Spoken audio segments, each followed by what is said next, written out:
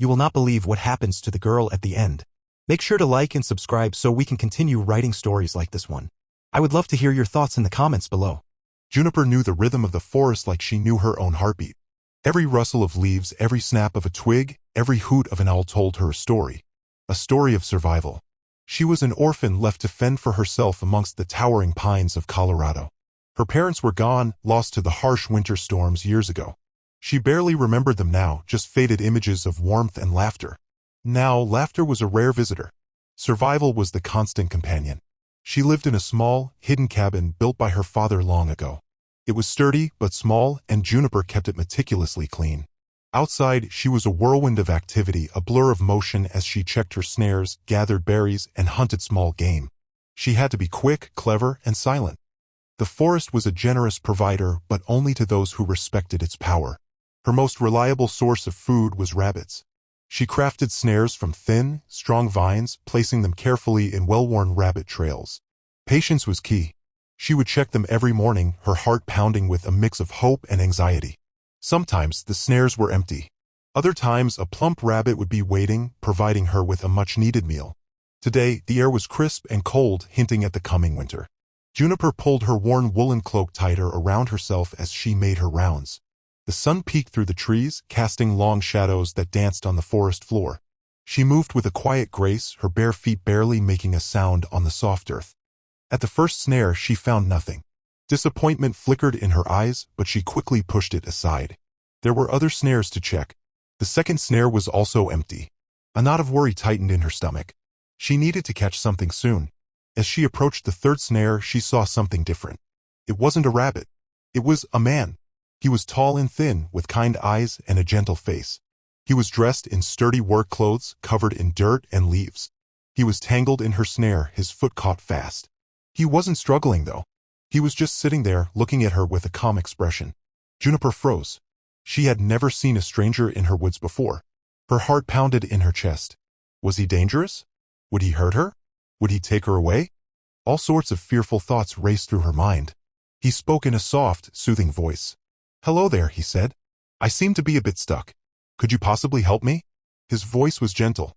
Juniper didn't answer. She just stared at him, her eyes wide with suspicion. He looked harmless enough, but she couldn't be too careful. She had learned that much in her short life. "My name is Silas," he continued. "I'm a surveyor. I'm just trying to map out this area." He gestured vaguely with his hand. "I didn't see your snare." Juniper still didn't speak. She continued to watch him carefully, her mind racing. A surveyor. What was a surveyor doing in her woods? And why was he so calm about being caught in a rabbit snare? This was not something she was prepared for. Her hands trembled slightly, not from cold, but from the jolt of this unexpected encounter. This strange man had somehow wandered into her carefully guarded world. Silas waited patiently, his gaze steady and reassuring. He didn't try to move, didn't try to force his way out of the snare. He seemed to understand that any sudden movement might frighten her. Juniper, despite her fear, felt a flicker of curiosity. Most people would be yelling, angry, but Silas just sat there, calm as a still pond. Finally, she took a tentative step closer. She reached into her cloak and pulled out a small, sharp knife. It was her most prized possession, a gift from her father. She used it for everything: skinning rabbits, cutting vines, carving wood. Now she would use it to free the strange man. Silas watched her approach, his eyes never leaving hers. "Careful now," he said softly. "The vines are quite strong." Juniper ignored him. She knelt down beside the snare and carefully examined the vines. They were tightly woven together, forming a strong, almost unbreakable loop around his ankle. She took a deep breath and began to cut. The knife was sharp and the vines parted easily. Within moments, Silas was free. He stood up slowly, testing his ankle. "Thank you," he said, his voice sincere. "I appreciate that." Juniper stepped back, clutching her knife tightly. She still didn't trust him. "Why are you here?" she asked, her voice barely a whisper. Silas smiled gently. "As I said, I'm a surveyor. I'm working for the government, mapping out this area. They want to know what's here, what resources there are." "Resources?" Juniper frowned. "What kind of resources?" "Timber, minerals, land," Silas explained. "Things that can be used to build and grow." Juniper didn't like the sound of that. She had seen what happened when people came to the forest looking for resources. They cut down the trees, dug up the land, and left behind a wasteland. She wouldn't let that happen to her home. "This is my home," she said, her voice stronger now. "You can't take it." Silas looked surprised. "I'm not here to take anything," he said. "I'm just here to do my job." "But your job could hurt the forest," Juniper argued. "It could hurt the animals. It could hurt me." Silas sighed. He could see that he wasn't going to convince her easily. "Look," he said, "I understand your concerns. But I promise you I'm not here to cause any harm. I love the forest as much as you do. I wouldn't do anything to hurt it." He paused, considering his words. "Tell you what," he continued, "why don't you come with me tomorrow? You can see what I do, and you can tell me if you think I'm doing anything wrong. If you don't like what I'm doing, I'll stop." Juniper hesitated. It was a risky proposition, but she couldn't deny that she was curious. She wanted to know what Silas was really doing in her woods. And maybe, just maybe, she could trust him. "Okay," she said finally. "I'll come." Silas smiled. "Good," he said. "I'll meet you here tomorrow morning. And thank you again for freeing me." He turned and walked away, disappearing into the trees. Juniper watched him go, her mind still racing. She had made a decision, a big decision. She had agreed to trust a stranger. She hoped she wouldn't regret it. The sun was beginning to set, casting long, eerie shadows across the forest floor. Juniper shivered, not from cold, but from a sense of unease. Her life had taken an unexpected turn. What would tomorrow bring? That night, sleep was a restless visitor. Juniper tossed and turned in her small bed, the image of Silas's calm face flickering in her mind. She couldn't shake the feeling that something was amiss. Surveyors didn't just wander into the woods and get caught in rabbit snares. There had to be more to it than that. She remembered stories her father used to tell her, stories of people who came to the mountains with promises of progress only to leave behind destruction and despair. She wouldn't let that happen to her home. She had to protect the forest, even if it meant trusting a stranger. As the first rays of sunlight peeked through the cracks in the cabin walls, Juniper rose and dressed quickly. She ate a small piece of dried rabbit, her stomach churning with anxiety. She grabbed her knife and her cloak and headed out into the woods. When she arrived at the snare, Silas was already there, waiting patiently. He smiled when he saw her. "Good morning," he said. "I'm glad you decided to come."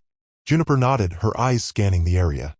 Silas had set up a small table with various tools and instruments. There was a large map spread out on the table, covered with lines and symbols. "What are all these things?" Juniper asked, pointing to the instruments.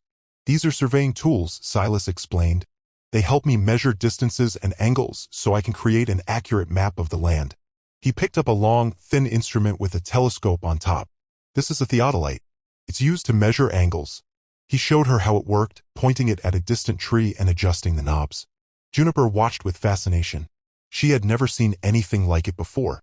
She had always relied on her own senses to navigate the forest, but these tools seemed to offer a different kind of understanding. "And what's this?" she asked, pointing to a small, box-like device with a needle that spun around. "That's a compass," Silas said. "It always points north, so it helps me stay oriented."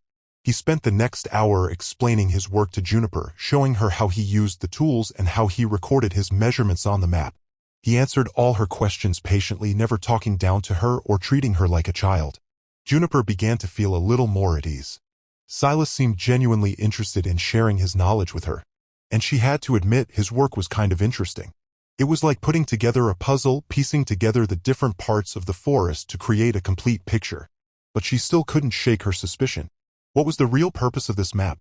What did the government want with her forest? As they worked, Juniper noticed Silas limping slightly. "Are you okay?" she asked. "Is your ankle still sore?" Silas shrugged. "It's a little stiff," he admitted. "But it's nothing I can't handle." "Maybe you should rest," Juniper suggested. "I can help you with the measurements." Silas looked at her, surprised. "You would?" Juniper nodded. She had been watching him carefully, and she thought she understood the basics of what he was doing. Besides, it would give her a chance to keep a closer eye on him. "Okay," Silas said. "That would be great." He showed her how to use the theodolite and how to record the measurements on the map. Juniper was a quick learner. She picked up the skills easily, her natural understanding of the forest giving her an advantage. As they worked side by side, a sense of camaraderie began to develop between them. They talked about the forest, about the animals, about their lives. Juniper learned that Silas had lost his family a long time ago, just like her. He understood what it was like to be alone. Maybe, just maybe, she could trust him after all. But a small voice in the back of her mind warned her to be careful. Some secrets are buried deep and some people are not who they seem to be. Days turned into weeks and Juniper continued to help Silas with his surveying work. She learned quickly, her sharp mind absorbing the details of map-making like a sponge. She could identify different types of trees, estimate distances with remarkable accuracy, and navigate the forest with ease. Silas was impressed by her skills, and he relied on her more and more. But Juniper's initial suspicion never completely disappeared. She still worried about the government's intentions, and she still kept a close eye on Silas, watching for any sign of deception. She knew that some people could be very good at hiding their true motives. One afternoon, as they were taking a break by a small stream, Juniper decided to ask Silas a direct question. "Why are you really here?" she said, her voice serious. "Why are you really mapping this forest?" Silas sighed. He seemed to expect the question. "I told you," he said. "I'm working for the government. They want to know what's here." "But why?" Juniper pressed. "What do they want to do with it?" Silas hesitated. He looked around as if checking to make sure no one was listening. "They want to sell it," he said finally. "To a logging company." Juniper's heart sank. This was exactly what she had feared. The government wanted to sell her home to people who would destroy it. "No," she said, her voice shaking with anger. "You can't let them do that. This is my home. This is where I belong." Silas looked at her with sympathy. "I know," he said, "and I don't want them to do it either." "Then why are you helping them?" Juniper demanded. "Why are you making the map?" "Because if I don't, someone else will," Silas explained. "And they might not care as much about the forest as I do. At least this way I can try to influence the process. I can try to protect the most important areas." Juniper didn't know what to say. She had never thought of it that way. Maybe Silas was right. Maybe he was trying to do the best he could in a difficult situation. "But what can we do?" she asked. "How can we stop them from selling the forest?" Silas thought for a moment. "I'm not sure," he said, "but I have an idea.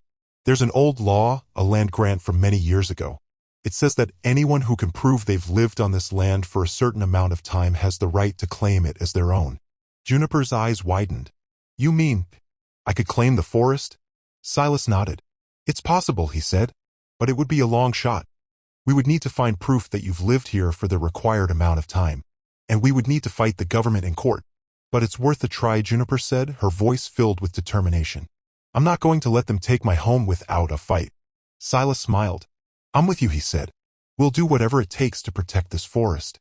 From that moment on, their work took on a new urgency. They weren't just mapping the forest anymore. They were searching for evidence, for any clue that could help Juniper claim her land. They spent hours poring over old documents, exploring forgotten corners of the forest, and talking to the few remaining settlers who lived in the area. The odds were stacked against them, but Juniper and Silas refused to give up hope.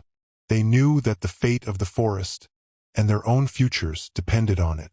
Their unlikely partnership, born of suspicion and circumstance, had become a bond forged in shared purpose and a growing sense of belonging. Their search led them to a crumbling old homestead, hidden deep within the forest. The cabin was little more than a pile of rotting logs, but Juniper felt a strange connection to the place. It was as if she could sense the echoes of the past, the whispers of the people who had lived there long ago. "This used to be the Miller farm," Silas said, his voice hushed with respect. "They were one of the first families to settle in this area." Juniper ran her hand over a weathered piece of wood, imagining the hands that had shaped it, the lives that had been lived within these walls. "Do you think they might have left something behind?" she asked. "Something that could help us?" Silas shrugged. "It's possible," he said, "but it's been abandoned for years. Anything valuable would have been taken long ago." Still, they decided to search the ruins, carefully sifting through the debris, hoping to find some trace of the Miller family's past. They found broken dishes, rusted tools, and fragments of old letters, but nothing that could prove Juniper's claim to the land. As the sun began to set, they were about to give up when Juniper stumbled upon something unexpected. Hidden beneath a pile of leaves and dirt, she found a small wooden box. It was old and worn, but still intact. "Silas, look!" she exclaimed, her voice filled with excitement. "I found something." Silas rushed over and helped her open the box. Inside, they found a collection of old documents, tied together with a faded ribbon. There were deeds, letters, and photographs, all dating back to the late 1800s. As they carefully examined the documents, they discovered something remarkable. One of the deeds showed that the Miller family had been granted ownership of a large tract of land, including the area where Juniper's cabin was located. And, even more surprisingly, one of the letters mentioned a young girl named Elara, who had been orphaned and left to live on the land. Elara, Juniper whispered, her eyes wide with realization. That was my grandmother's name. Silas looked at her, stunned. You mean, you're related to the Miller family? Juniper nodded, her heart pounding in her chest. I think so, she said. My father never talked about his family, but Elara was his mother's name. If Juniper could prove that she was a direct descendant of Elara Miller, she could potentially claim the land under the old land grant law. It was a long shot, but it was the best chance they had. They spent the next few days poring over the documents, trying to piece together Juniper's family history. They tracked down old census records, visited the local library, and even spoke to a few elderly residents who remembered the Miller family. Slowly but surely, they began to build a case. They found birth certificates, marriage licenses, and death certificates that confirmed Juniper's connection to Elara Miller. They had enough evidence to convince a judge that she was the rightful heir to the land. But their fight was far from over. The government was determined to sell the forest, and they weren't going to give up easily. They hired lawyers, filed motions, and did everything they could to block Juniper's claim. The case went to court, and Juniper and Silas found themselves facing a formidable opponent. The government's lawyers were slick and experienced, and they argued that the land grant law was outdated and unenforceable. But Juniper and Silas were not intimidated. They presented their evidence clearly and persuasively, and they spoke from the heart about the importance of protecting the forest. In the end, the judge ruled in Juniper's favor. He declared that she was the rightful owner of the land and that the government could not sell it to the logging company. Juniper and Silas had won. They had saved the forest, and they had secured Juniper's future. Their unlikely partnership had blossomed into a deep and abiding friendship, a bond that would last a lifetime. And Juniper, the orphaned girl who had once lived alone in the woods, had finally found a place to belong. The court case was over, and Juniper was officially the owner of the land. The logging company was gone, and the forest was safe. Juniper and Silas had achieved what seemed impossible. But as the dust settled, Juniper couldn't shake the feeling that there was still something Silas wasn't telling her. She had noticed it in small things, in the way he sometimes looked off into the distance, his eyes filled with a deep sadness. Or in the way he avoided talking about his past, always changing the subject whenever she asked about his family or his life before coming to the forest. One evening, as they sat by the fire, Juniper decided to confront him. Silas, she said, her voice gentle but firm, why did you really come to this forest? Silas hesitated. He looked at her, his eyes filled with a mixture of sadness and regret. He knew that he couldn't keep the truth hidden from her any longer. It's a long story, he said, his voice barely a whisper. I have time, Juniper replied. Silas took a deep breath and began to speak. He told her about his life before coming to the forest, about his wife and daughter who had died in a tragic accident. He had been a successful engineer, living in a big city, but after the accident, he couldn't bear to stay there any longer. I lost everything, he said, his voice choked with emotion. I needed to get away to find some peace. So I quit my job, sold my house, and came to the wilderness. He had hoped to find solace in the solitude of the forest to escape the pain of his past. But instead, he had found Juniper, and she had given him a new purpose in life. I didn't come here to find you, he said, but I'm so glad that I did. You've given me a reason to live again. Juniper listened to his story, her heart filled with compassion. She understood what it was like to lose loved ones, to feel alone in the world. She reached out and took his hand, squeezing it tightly. I'm glad you're here too, Silas, she said. You're not alone anymore. Silas smiled, his eyes filled with gratitude. He knew that he would never be able to fully escape the pain of his past, but with Juniper by his side, he could finally begin to heal. As the years passed, Juniper and Silas continued to live together in the forest, protecting it from harm and cherishing their unlikely friendship. They built a new life together, filled with love, laughter, and a deep sense of belonging. Silas taught Juniper everything he knew about surveying, engineering, and the world beyond the forest. And Juniper taught Silas about the secrets of the wilderness, about the healing power of nature, and about the importance of family. They were an unlikely pair, an orphaned girl and a grieving widower, but they had found solace and companionship in each other's company. They had created a family of their own, bound together by shared experiences and a deep and abiding love. And so, the story of the orphaned girl and the mysterious stranger came to a happy ending. They had found each other in the wilderness, and together they had created a life filled with purpose, meaning, and a love that would last forever.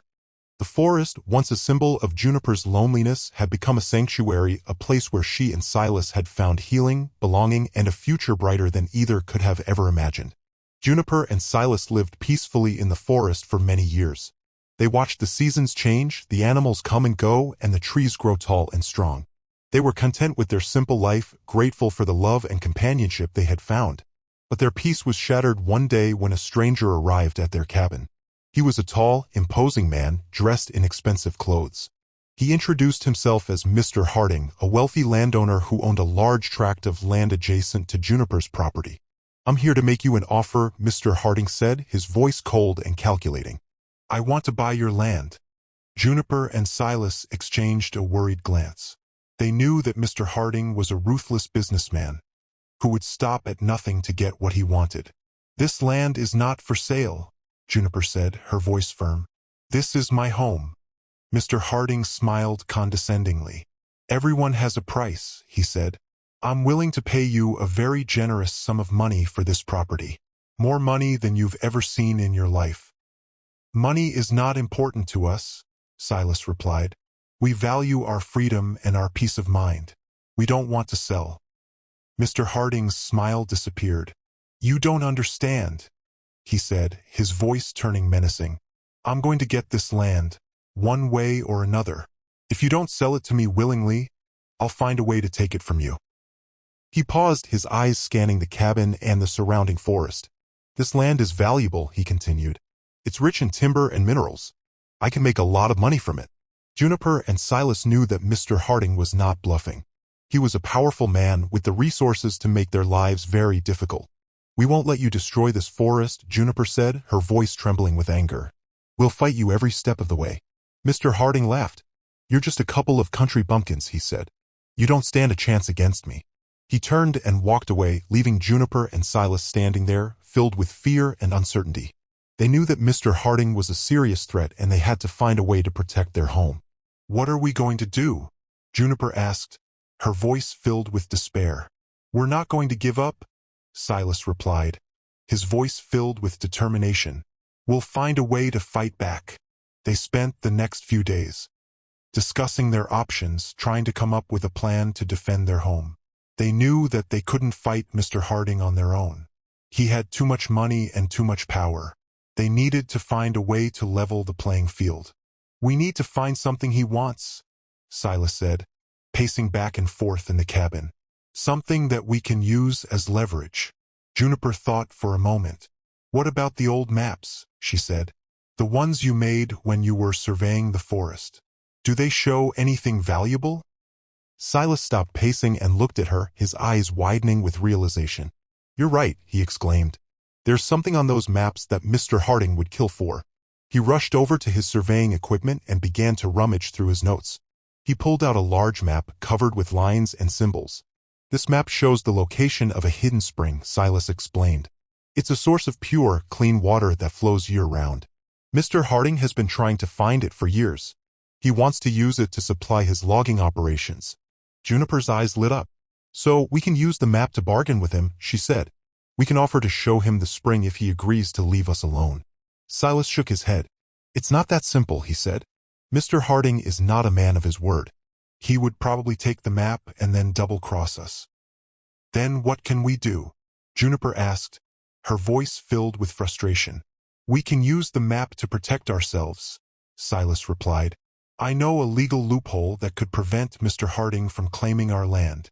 He explained that, according to an old environmental law, anyone who could prove that they were protecting a valuable natural resource had the right to claim ownership of the land surrounding that resource. "If we can convince the authorities that we're protecting the hidden spring," Silas said, "we can claim ownership of our property and prevent Mr. Harding from taking it from us." Juniper smiled. "That's a great idea," she said. "But how are we going to convince them?" Silas grinned. "That's where my surveying skills come in," he said. "I can create a detailed report showing the importance of the spring and the steps we're taking to protect it." They spent the next few days working tirelessly, gathering evidence and preparing their case. Silas used his surveying skills to create a detailed map of the spring and the surrounding area. He also documented the steps they were taking to protect the water source, such as building a fence to keep out livestock and planting trees to prevent erosion. Juniper used her knowledge of the forest to gather information about the spring's unique ecosystem. She identified the different types of plants and animals that depended on the water source, and she documented their importance to the overall health of the forest. They worked tirelessly, driven by their determination to protect their home. They knew that Mr. Harding would not give up easily, and they had to be prepared for a fight. One morning, as they were working near the spring, they heard the sound of approaching vehicles. They looked up and saw a convoy of trucks and SUVs driving down the forest road. Mr. Harding was coming to confront them. Juniper and Silas exchanged a worried glance. They knew that this was it, the moment of truth. Mr. Harding stepped out of the lead vehicle, followed by a group of burly men. He walked towards Juniper and Silas, his face contorted with anger. "I told you I was going to get this land," he said, his voice menacing. "And I always get what I want." Juniper stood her ground, her eyes filled with defiance. "This land is not yours to take," she said. "It belongs to us." Mr. Harding laughed. "You're just a couple of fools," he said. "You can't stop me." "We're not alone," Silas said, stepping forward. "We have the law on our side." He pulled out his surveying report and handed it to Mr. Harding. "This report proves that we're protecting a valuable natural resource," he said. "According to the law, we have the right to claim ownership of this land." Mr. Harding snatched the report and scoffed, tossing it to the ground. "Do you really think a piece of paper is going to stop me?" he said. "I have friends in high places. I can make this go away." "Not this time," a new voice boomed. Everyone turned to see a woman in a park ranger uniform striding towards them, followed by two other rangers. She held up a badge. "I'm Ranger Thompson," she said. "I received a report that you were planning to damage a protected natural resource. I'm here to investigate." Mr. Harding's face turned pale. He knew that he was in trouble. Ranger Thompson examined Silas's report and listened to Juniper's explanation. She was impressed by their dedication to protecting the spring. "It seems to me that you two are doing a great job," she said. "I'm going to recommend that the authorities grant you ownership of this land." Mr. Harding sputtered with rage. "This isn't fair," he shouted. "I have rights." "You have no rights here," Ranger Thompson said, her voice firm. "This land belongs to the people, and these two are protecting it for future generations." She turned to her fellow rangers. "Escort Mr. Harding and his men off this property," she said. "And if they ever come back, arrest them for trespassing." Mr. Harding and his men were led away, defeated and humiliated. Juniper and Silas watched them go, a sense of relief washing over them. They had won. They had saved their home. As Ranger Thompson turned to leave, she smiled at Juniper and Silas. "You two are an inspiration," she said. "Keep up the good work." Juniper and Silas were left standing there, hand in hand, their hearts filled with gratitude. They had faced adversity together, and they had emerged stronger than ever. From that day on, their bond deepened. They were more than just friends, they were family. They had shared experiences, faced challenges, and overcome obstacles together. They had learned to rely on each other, to trust each other, and to love each other. They continued to live in the forest, protecting it from harm and cherishing their simple life. Silas finally found peace, knowing that he had made a difference in the world. And Juniper finally found a home, a place where she belonged, surrounded by love and companionship. They were no longer alone. They had found each other, and they had created a new beginning, a future filled with hope and happiness.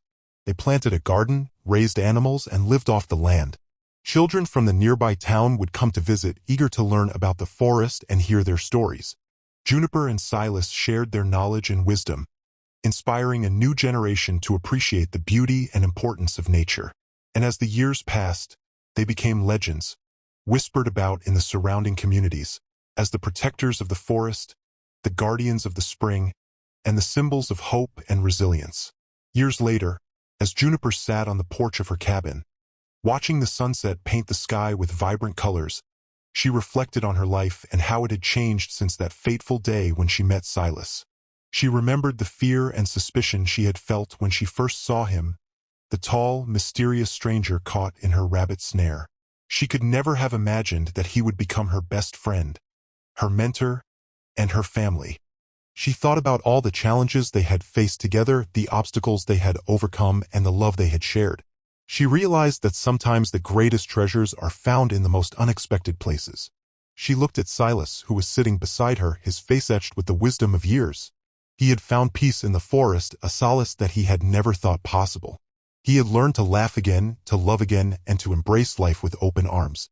Juniper knew that she would never forget the lessons she had learned from Silas, the lessons about kindness, courage, and the importance of standing up for what is right.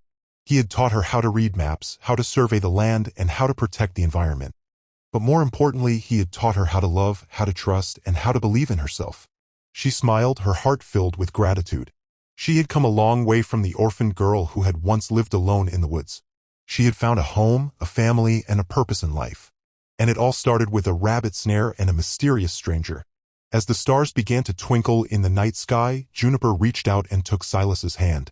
They sat in silence, watching the moon rise over the trees, their hearts filled with a love that would last forever.